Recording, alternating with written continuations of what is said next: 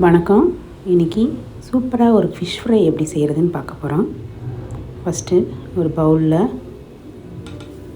Fish fry powder, அது எந்ததுனாலும் okay, அது கொஞ்சம் எடுத்துக்கோங்க. அடுத்ததாக கொஞ்சோண்டு ரெட் சில்லி பவுடர் போடுங்க. ரெட் சில்லி பவுடரை ஆட் பண்ணுறோன்னா அவங்களுக்கு நல்ல கலர் கிடைக்கும், நல்லா ஹோட்டலில் கிடைக்கிற மாதிரியே நல்ல கலர் கிடைக்கும். அப்புறமா தேவையான அளவுக்கு உப்பு சேர்த்துக்கோங்க. கொஞ்சோண்டு மிளகு ஜீரக பவுடர். மிளகு லைட்டாக கொஞ்சம் ஜாஸ்தி இருந்தால் கூட உங்களுக்கு ஃப்ரை நல்லாயிருக்கும், டேஸ்ட்டாக இருக்கும். அப்புறம் ஒரு ஹாஃப் லெமன் எடுத்து அந்த மசாலா ஃபுல்லாகவே அப்படியே புழிஞ்சு விட்ருங்க. நம்ம இதுக்கு எதுக்குமே நம்ம தண்ணி ஆட் பண்ண போகிறதில்ல, இதில் இருக்க தண்ணியே நமக்கு கரெக்டாக வரும்.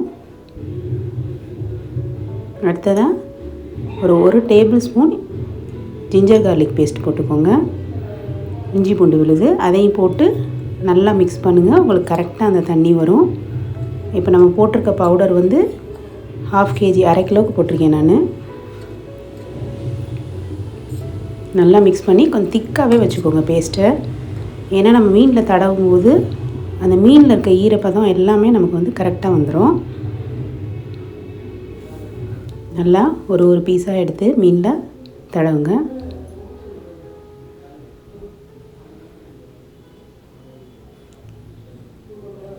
இந்த மாதிரி கையில் நீங்கள் ஒரு கவர் போட்டுட்டிங்கன்னா உங்களுக்கு கை வந்து எரிச்சல் இல்லாமல் இருக்கும், அந்த மிளகாயோட காட்டம் இல்லாமல் இருக்கும்.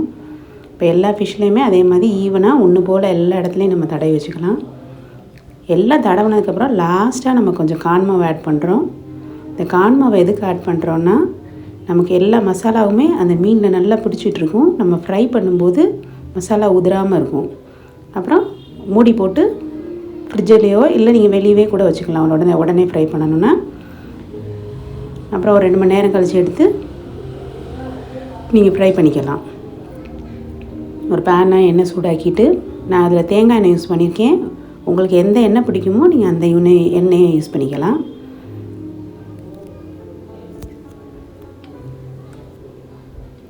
எண்ணெய் கொஞ்சம் காயட்டும். எண்ணெய் காஞ்சதும் நம்ம ஒவ்வொரு ஃபிஷ் பீஸாக நம்ம அதில் சேர்க்குறோம்.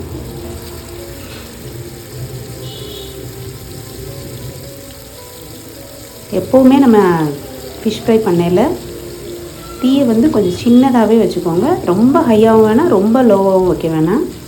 ஓரளவுக்கு மீடியமான ஃப்ளேம்லேயே வந்து கரெக்டாக வச்சு நீங்கள் ஃப்ரை பண்ணிங்கன்னா உங்களுக்கு ஃபிஷ் வந்து நல்லா உடையாமல் வரும். ஒரு சைடு வெந்துருச்சு, மெதுவாக திருப்பி விடுங்க.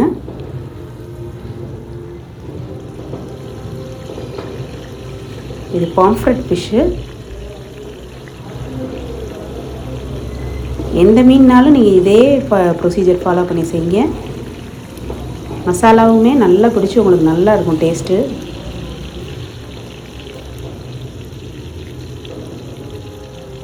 கொஞ்சம் நேரம் அப்படியே வேகட்டும். சும்மா 2-3 கறி லீவ்ஸ், உங்களுக்கு அந்த ஃப்ளேவருக்காக ஸ்மெல் நல்லாயிருக்கும். அவ்வளோதான், நமக்கு ஃபிஷ் ஃப்ரை ரெடி ஆயிடுச்சு. பாருங்கள், அந்த மசாலாலாம் நல்லா எல்லா இடத்துலையும் கோட்டாகி நல்லா வந்திருக்கு.